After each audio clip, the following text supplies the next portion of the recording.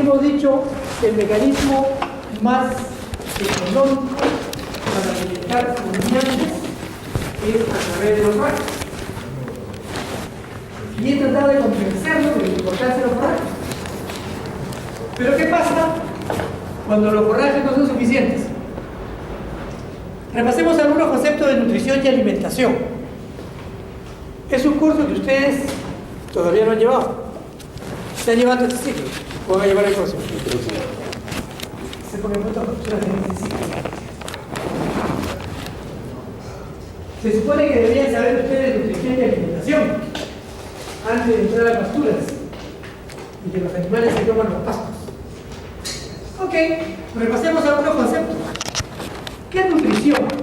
Nutrición es una ciencia, pero sencillamente trata de los procesos por los cuales los nutrientes que el animal consume son convertidos en el animal, en tejido, en mantenimiento, en producción. ¿Me acuerdan? El grafiquito ese que dice de energía total, energía digestible, energía metabolizable, energía neta, de mantenimiento y de producción. Ok, esa es nutrición. ¿Cómo se convierte? ¿Tienes la habilidad de agarrar tu celular? ¿O lo que tienes ahí? Guarda. A la vaca. No me digas, yo te estaba en mi celular. También sale. Entonces, nutrición es el mecanismo, la ciencia pecuaria, por la cual, o humana, la ciencia animal, por la cual los nutrientes se convierten en algo productivo o de mantenimiento en el animal. Esa es nutrición. Y entonces tenemos que llegar a lo que hemos visto ya de cómo definimos la calidad de un alimento, ¿de acuerdo? Una de las maneras como definimos la calidad de un alimento a través de su composición química. ¿Cómo está compuesto el alimento? De materia orgánica y ceniza, perdón, de agua y materia seca, ¿cierto? El primer análisis de laboratorio. Se pone en una mufla y se seca, se elimina el agua y se tiene solamente la materia seca. La materia seca tiene materia orgánica y cenizas. Se pone la muestra a 400 grados centígrados, toda la materia orgánica se elimina y lo que queda son minerales, cenizas es lo que queda, ¿cierto? Y sigue haciendo el análisis de laboratorio y vamos a tener que la materia orgánica son sustancias nitrogenadas o no nitrogenadas. Y las nitrogenadas son proteínas o algunas sustancias que tienen nitrógeno pero no son proteicas. El amoníaco, por ejemplo, el amonio, por ejemplo, tiene nitrógeno, no tiene nada de proteína, ¿cierto? Y tenemos las sustancias no nitrogenadas, que son los carbohidratos solubles, como extracto libre de nitrógeno en el laboratorio, la fibra, que es la celulosa, la hemicelulosa, la lignina, que ya sabemos que la celulosa y hemicelulosa son parcialmente digestibles, muy poco digestibles. La lignina es cero digestible. Y además tenemos grasa, que es el extracto etéreo en el laboratorio. Esa es la composición química y decíamos que esa composición química es una manera como definimos la calidad de un alimento. Naturalmente, mientras más proteínas, más carbohidratos solubles tiene el alimento, es de mejor calidad. Y la relacionamos con la digestibilidad. ¿Se acuerdan? Y decíamos que el mecanismo para definir la calidad de los alimentos interactuaba, ¿cierto? La composición química, la digestibilidad, la gustosidad, que era la palatabilidad o el nivel de consumo voluntario de los alimentos. Entonces interactuaba y eso es sencillamente orientado a lo que es nutrición. Y entonces vamos a tener algunos alimentos que son energéticos y algunos alimentos que son proteicos. En cuanto a los pastos, ya sabemos que la leguminosa es un forraje más proteico que la gramínea, ¿cierto? Eso quiere decir que la gramínea da un poco de proteína, da más energía que la leguminosa. Pero eso hablamos solamente de los forrajes. Pero tenemos que hablar en cualquier tipo de alimento, para nosotros principalmente los forrajes, tenemos que suplir a los animales de proteína, de carbohidrato, de grasa, de todas maneras. Y vamos a ver después de minerales también. ¿Por qué proteína? Porque el 50% del peso seco de los humanos, de los animales, del ser animal vivo, es proteína. El 50% de las células que conforman los tejidos, que conforman los órganos, que conforman los organismos, que conforman al individuo, el 50% es proteína. Entonces, los anticuerpos, las enzimas, las hormonas son componentes estructurales de la célula, son proteínas. Los componentes de la célula son proteínas, principalmente el contenido celular. Y entonces son los componentes más importantes de los tejidos blandos. Y entonces cuando hablamos de nutrir a un animal, y eso lo van a ver cuando llegue su curso de nutrición, tenemos que preocuparnos de darle un buen nivel de proteína, sobre todo a los animales pequeños, terneros, o los animales que están en fase de crecimiento. Porque la fase de crecimiento significa la síntesis de músculo, no de grasa, músculo principalmente. Y los músculos tienen 16% de proteína en su constitución, solamente los músculos. Consecuentemente, tenemos que preocuparnos de dar una ración proteica, principalmente cuando los animales están más jóvenes, o cuando las vacas están produciendo leche. Porque la proteína, la leche tiene proteína. Uno de los insumos importantes de la leche es la proteína. Y para que el animal sintetice la leche, necesita tener proteína para darla en la leche. Necesitamos carbohidratos, porque dan la energía que los animales necesitan. Y los carbohidratos van a estar como almidón, principalmente como compuesto de moléculas de glucosa. Vamos a encontrarlo como celulosa en la pared celular. Vamos a encontrarlo como glucógeno en el almacenamiento de los músculos, los azúcares, todos esos son los carbohidratos. De los carbohidratos nos interesan los carbohidratos solubles. No nos interesan tanto la fibra, no nos interesa tanto la celulosa, la hemicelulosa. Nos interesan esos carbohidratos que los encontramos en los músculos, almacenados como glucógeno, que decíamos en un momento determinado da la energía a los músculos para comenzar, para caminar, para correr. La energía sale del glucógeno almacenado en los músculos. La glucosa en la sangre no se almacena, pero se está a ciertos niveles en la sangre donde se encuentran los carbohidratos en el organismo. Se encuentra almacenado un poco en el hígado y decíamos, cualquier exceso de carbohidratos se va a convertir en grasa. Pero se necesita para la energía que los animales requieren, el metabolismo de los carbohidratos lo que van a hacer es liberar energía, que es lo que necesita el animal para mantenerse, para caminar, para vivir. Y para otros procesos metabólicos se necesita energía. Y hablamos de la grasa, que son ácidos grasos volátiles, el acético, el propiónico y el butírico, que también tiene la constitución del organismo cierto nivel de grasa. Las células, la pared celular tiene contenido de grasa. No me mire, no se pare, pase, y están ustedes en su casa. ¿Contá con eso? ¿Qué más necesitamos como nutrición? Los minerales, los elementos inorgánicos. ¿Y por qué los necesitamos en la nutrición? Y vamos a ver después que no los tenemos mucho en los alimentos, hay que suplementarlos, hay que darlos aparte.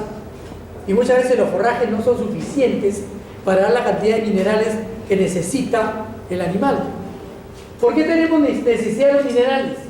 Porque tienen funciones físicas, químicas, biológicas. Funciones físicas porque participan de la rigidez de los órganos, el calcio y el fósforo. Le dan la rigidez a los huesos. Mantienen el equilibrio de presión osmótica, el sodio y el potasio.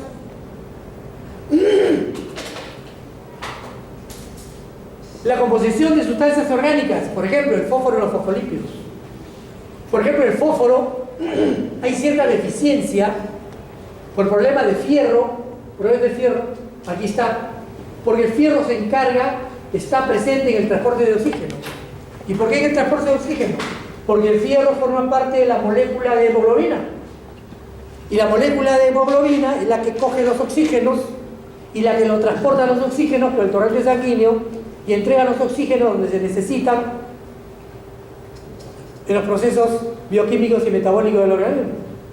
Si no hay fierro, hay una deficiencia de hemoglobina. Hay anemia, sencillamente por una deficiencia de fierro. Tenemos el sodio y el potasio que mantienen el equilibrio básico, decíamos. Tenemos el calcio, el potasio, el sodio para la respuesta muscular al fluido nervioso. La bomba de sodio permite que el flujo nervioso se transporte, que haya flujo nervioso.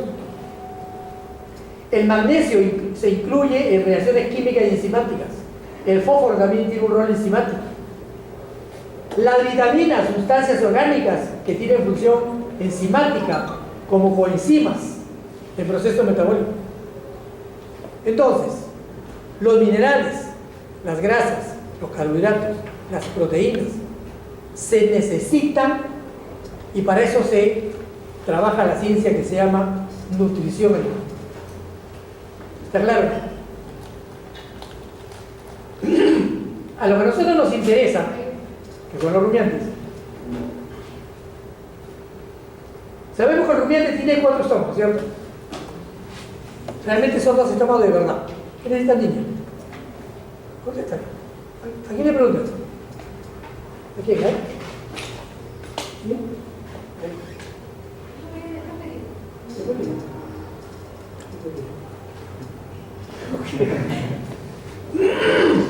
Cuando el animal recién nace, el ternero, y hasta cierta edad, hasta las 4 semanas, tiene 30% es rumen y retículo, y 70% los estómagos de verdad en los vasos de la bolsa.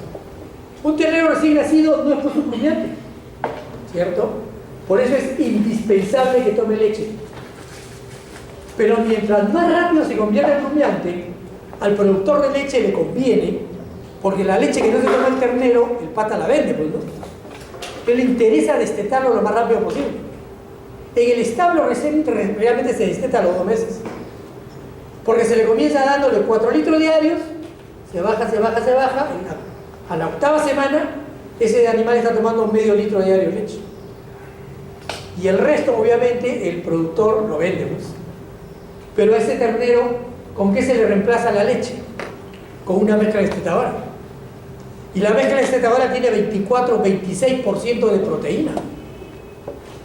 Es una ración rica en proteína, rica en carbohidratos, bajísima en fibra y en hemicelulosa y en celulosa. A las 4 semanas ya los terneros tienen 34% de rumen y retículo, 66% de los vasos a maso. A las 8 semanas, cuando se le destete y se le quita la leche, ya es un casi rumiante, tiene 50% de rumen y retículo y 50% de los estómagos de verdad. Cuando es un rumiante, un animal adulto, y tiene 84% de rumen y retículo, y solamente tiene 16% de estómagos verdaderos. Entonces, nos interesa que esos terneros, y lo veíamos en la práctica anterior, y veíamos que los terneros necesitaban tener como un hato su grupo de potreros pequeños, donde rotaran con un pasto muy fresco, muy tierno, muy adecuado, donde rotaran para poder alimentarse lo más rápido posible. A la semana, 15 días, el ternero debería estar comiendo pasto, mordiendo pasto, porque hablamos de la mezcla destetadora normalmente en un establo, pero en el campo nos interesa que ese ternerito comience a comer pasto lo más rápido posible. Pero tiene que ser un pasto tierno, rico, suave, para que comience a comerlo bien, se acostumbre a comerlo. ¿Ok? Ya, eso es nutrición. ¿Qué es alimentación animal? Alimentación animal, a diferencia de la nutrición, es la serie de técnicas, la metodología, la forma, cómo se le da, se le entrega esos nutrientes al animal. ¿Cómo se le dan los nutrientes que hemos hablado? Repito, para los que acaban de llegar, la nutrición es una ciencia por la cual los nutrientes del alimento se convierten en tejido animal, se convierten en mantenimiento, se convierten en producción. Eso es nutrición. La alimentación, a diferencia, es cómo le ofrecemos esos alimentos al animal. Eso es alimentación. Y cuando hablamos de alimentación al pastoreo, estamos hablando de alimentación en forrajes, y hemos visto de qué formas diferentes le ofrecemos el forraje al animal. Si es pasto de corte, lo cortamos, lo picamos y lo ponemos en sus comederos. Si es pasto de pastoreo, el animal va a ir al campo a pastorear, a comer ese pasto. Sistemas, ya los hemos visto: continuo, el alterno, el rotativo, el franjas, ¿De acuerdo? Esa es la manera como el animal consume el forraje. Y entonces, esa alimentación, este mecanismo de alimentar, muchas veces significa el 60, el 80% del costo de producción total. El otro 40-20%, el manejo de la alimentación, la mano de obra, la amortización de las instalaciones, del equipamiento, todo lo que quieran. Casi el 80% puede significar la alimentación. Por eso es que la producción de leche en campo pastoreo es más barata. Porque el pasto es más barato que la estabulación, que el concentrado, que la sombra, que el comedero y que el bebedero. Por eso Leche Gloria le paga al establo un sol 7, un sol 10, un sol 15 por litro de leche. Y en campo paga 65, 70 centavos. Porque en campo, el productor que vende a 65, 70 centavos está ganando. Por su costo de producción es 40, 45 centavos.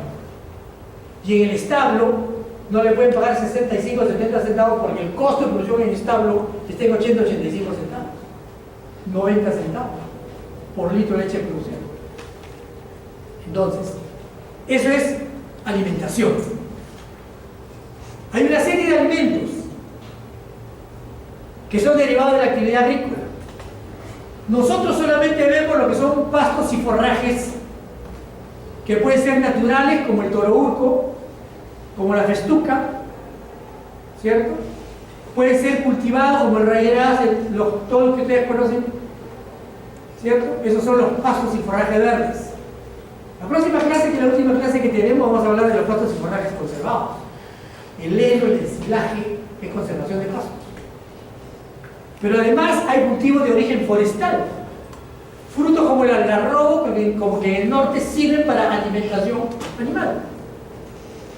Hojas como la leucaena, que es una leguminosa que hemos visto, que es un árbol que se utiliza para alimentación animal. Hay cultivos agrícolas, granos y semillas como el maíz, la soya, raíces y tubérculos como la yuca, el camote, que son alimentación que se le da a los animales y que compite de alguna manera con el ser humano. Hay subproductos de cultivos agrícolas, residuos verdes, residuos secos, todo lo cual se utiliza en alimentación animal. Cuando hablamos que los animales en la sierra, en la época de sequía, van a consumir rastrojo de la actividad agrícola, es porque están comiendo todos estos subproductos de los cultivos verdes o secos y están alimentándose. Muchas veces mal alimentándose, pero alimentándose. ¿Estamos de acuerdo ahí? ¿Está claro? Bueno, además tenemos otra clase de alimentos. Ya no tanto para animales de pastoreo, que podría ser suplementación también de animales de pastoreo. Subproductos de la molinería, mafrecho, polvillo de arroz, residuos de cervecería, levadura, residuos de la industria azucarera, melaza, magacío. Esto se utiliza mucho en los alimentos concentrados. Y cuando hablen ustedes en nutrición, de su curso de nutrición, van a ver que van a aprender a elaborar raciones balanceadas con una determinada cantidad de proteína o determinada cantidad de nutrientes digestibles totales, y van a ver que la melaza es un insumo imprescindible cuando hagan esa ración, porque la gustosidad muchas veces de la ración seca del alimento concentrado lo va a dar el 25-30% de melaza que le pongan, que es un producto de la industria azucarera, del dulce, donde se hace la chancaca y que se utiliza esa melaza para consumo animal. Hay residuos de la industria lechera, el suero por ejemplo, de la industria aceitera, la pasta de algodón, torta de algodón, la torta de soya, residuo de camal, harina de sangre, harina de hueso, harina de carne también, de la industria pesquera, harina de pescado. Hay una gran interrelación entonces para la alimentación animal entre lo que es agricultura, lo que es industria y lo que es ganadería para la alimentación de los animales. Y aquí ya no estoy hablando solamente de bovinos, de rumiantes. Estoy hablando que este tipo de alimentos sirve para los porcinos, para las aves, para los bovinos, cualquier tipo de animal. Depende cómo se utilicen estos insumos y cómo se mezclen para el animal, como vamos a ver después, lo que el animal requiere para suplir sus requerimientos. Y eso lo decimos cuando hablamos de alimentación. Es la manera como le damos los alimentos a los animales para suplir su requerimiento nutritivo. Y nosotros que hemos defendido tanto las pasturas, hasta el día de hoy, decimos que el animal tiene que abastecer su alimentación solamente con pasturas, ¿cierto? Porque la forma más económica, la forma más barata, de acuerdo a su nivel genético, hasta 10 a 12 litros de producción por animal por día de leche, solamente con pastura lo puede suplir. ¿Para qué le damos otra cosa? Pero tiene que ser un magnífico pasto, bien manejado, bien trabajado, bien rotado, si es mejor, asociación de graminas con leguminosas, todo lo que hemos conversado durante el ciclo, ¿de acuerdo? Para alimentar a los animales de una manera eficiente, suplir su requerimiento nutritivo de una manera eficiente solamente con los forrajes, ¿de acuerdo? Muy bien. Pero ¿qué pasa cuando los forrajes no alcanzan? ¿Qué pasa cuando no es suficiente? De manera no permanente, de manera ocasional, puede ser. Lo hemos mencionado cuando hemos dicho que los animales en la sierra, en la pradera alto andina, en la época de sequía no tienen nada que comer, porque el pasto no produce. Y entonces tenemos que buscar alternativas. Y solamente hemos hablado de la avena forrajera, hemos hablado de la cebada forrajera, hemos hablado de los residuos agrícolas que el animal va a consumir durante la época de sequía, ¿cierto? Pero podríamos pensar en una suplementación proteica y energética como suplementación en pastoreo. Para ello, lo primero que tenemos que hacer es saber cuáles son los requerimientos nutritivos del animal. Y eso, cuando llegue su curso de nutrición, se va a enterar que son variables.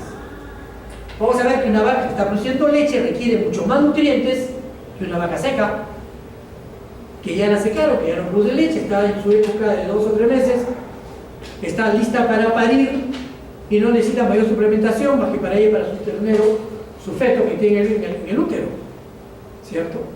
Vamos a ver que la vaca seca necesita menos nutrientes, que los animales de engorde necesitan menos nutrientes, que los toros en la ganadería de carne, que solamente tienen que estar ciertas épocas, ciertos meses del año, cubriendo hembras como locos, sus 20, 25, 30 hembras, y después tienen que descansar. Durante la época de descanso, esos animales necesitan menos nutrientes. Entonces tenemos que definir cuál es el nivel de nutrientes que necesita cada una de las clases de animales de acuerdo a su estado fisiológico, de acuerdo a su actividad productiva, de acuerdo a su estadio de vida. ¿Está bien? Eso lo van a aprender en su curso de nutrición.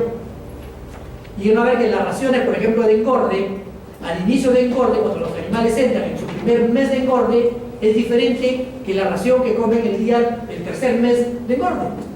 Porque en el primer mes de engorde los animales llegan flacos y esa ración tiene que tener un nivel más alto de proteína, o esos animales tienen que formar músculo, tienen que terminar de formar músculo. Y el segundo, el tercer mes, sobre todo el tercer mes, con el músculo formado, ese animal lo que tiene que hacer es engordar. Entonces los nutrientes son diferentes. Y entonces la ración, cuando recién entra el animal, el centro de engorde, debe tener 18, 22, 22% de proteína. Pero cuando sale, va hasta que tenga 16, 17, 18% de proteína. Y hablo de la proteína porque el insumo más caro en una ración es la proteína. El nutriente más caro es la proteína. ¿Cierto? La proteína hay que dársela con maíz, con harina de pescado, con harina de carne. En cambio, los nutrientes digestibles totales se le puede dar hasta con la panca de maíz, alimentos secos. La melaza tiene nutrientes digestibles totales, carbohidratos. Ok. Por ejemplo, en época de lluvias, que ya hemos comentado en el caso de nosotros en el Perú, no se necesita la suplementación. Pero en época de sequía, de repente si suplementamos en época de lluvia, el incremento de la producción es tan bajo, no se necesita mayor suplementación. Y esto hay que compararlo siempre con la relación beneficio-costo. Hay que suplementar cuando esa suplementación me permite una producción que va a pagar el insumo alimenticio con el cual estoy suplementando.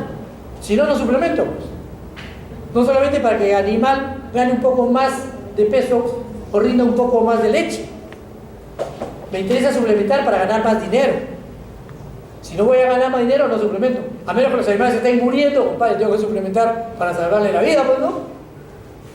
Entonces, depende de la época, depende del estado de producción de los animales, depende de la época, porque en época seca sí va a haber deficiencia de nitrógeno, sí va a haber menos digestibilidad, porque los forrajes van a ser más secos, tienen más celulosa, más semicelulosa, menos capacidad de digestibilidad.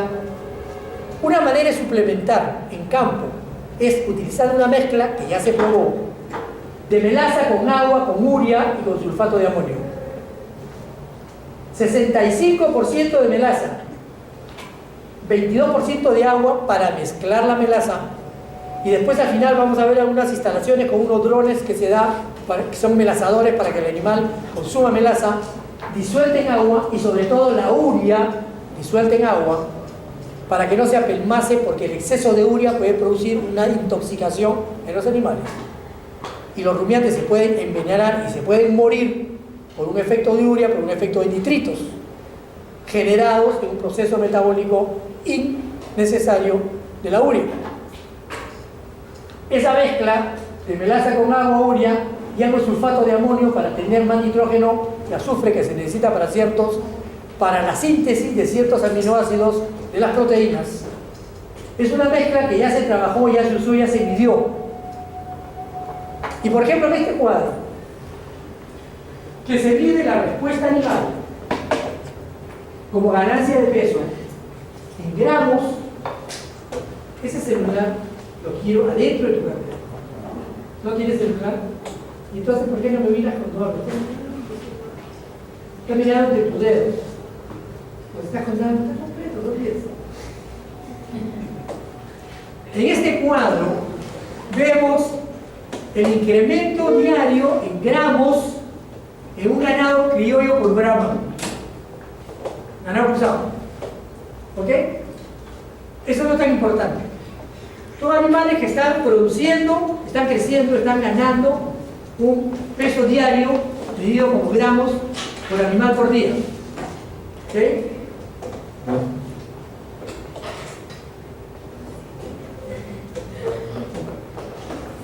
Y tenemos dos estaciones, la estación lluviosa y la estación seca. En la estación lluviosa, solamente con un forraje que no dice cuál es, ni me interesa, solamente con un forraje, los animales están ganando 585 gramos diarios de peso. Y en la época seca, los animales, esos mismos animales, F1, o sea, ustedes dan un mejoramiento tampoco, ¿no? Un F1 es un media sangre criollo con media sangre brahma. Quiere decir que el padre era brahma y la hembra criolla, la madre criolla. O al revés, el padre criollo y la madre brahma. Normalmente en nuestra selva, la madre criolla y el mejorador brahma. Es un animal que es 50% criollo, 50% brahma. ¿Ok? Eso lo van a ver cuando vean su curso de mejoramiento. En todo caso, estos animales, en la época seca, pierden peso. Pierden 18 gramos diarios. 18 gramos diarios por 30, estamos hablando de 540 gramos, medio kilo por mes. En 5 meses,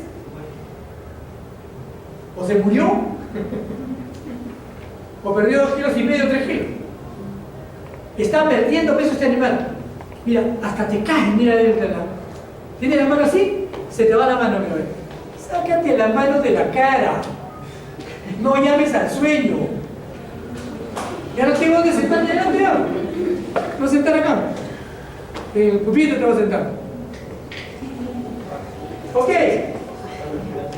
Entonces, un animal gana 585 gramos durante la época de lluvia, y en los mismos animales en la época de sequía pierde peso.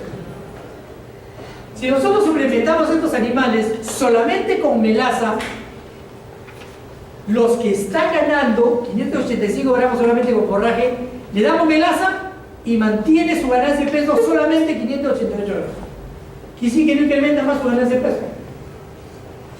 Les anticipo que el consumo de melaza también es restringido. Si se la damos al límite, no quiere decir que el animal se puede comer 4, 5, 6 kilos de melaza. ¿Correcto? Tiene su límite, porque la melaza llega a hostigarlo, ¿no? Todos nosotros nos encanta poder comernos un chocolate sublime, ¿cierto? Y el segundo chocolate sublime, ya dije el otro día, lo comemos más o menos. Y el tercero, el cuarto, el quinto, ya no lo queremos ni ver, ¿cierto? Igual que los animales, le damos al límite una melaza, y después en el siguiente cuadro vamos a ver cuáles son los consumos que podríamos esperar de consumo de melaza. Pero dándole melaza a los animales, estos animales que ganaron 585 gramos en la estación lluviosa, con suplementación de melaza ganan 588 gramos. No se mejora su ganancia de peso. Y si le damos melaza más urea, estos animales ganan 592 gramos. No veo diferencia estadística, pero no tengo que ser mago para saber que es la misma ganancia de peso. Gana 582, 5, 588 y 590.